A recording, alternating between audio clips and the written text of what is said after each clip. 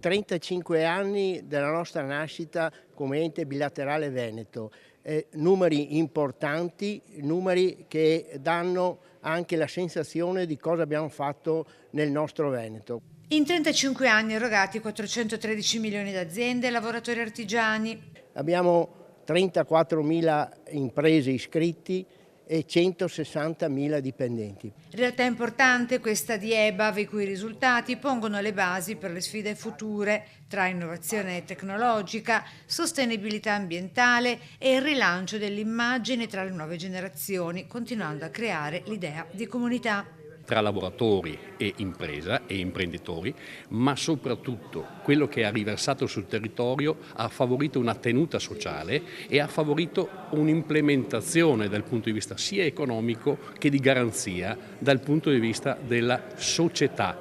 Importante il ruolo della Regione anche grazie allo sblocco di finanziamenti europei. In particolar modo la nuova programmazione 21-27 ha circa complessivamente 2 miliardi, ma 1 miliardo nel FES, che la Regione con il proprio bilancio riesce a cofinanziare e a dare delle opportunità alle nostre aziende di crescere e di rimanere competitivi in un mercato che è sempre più difficile da aggredire, ma che vede i veneti capaci di cogliere tutte le opportunità.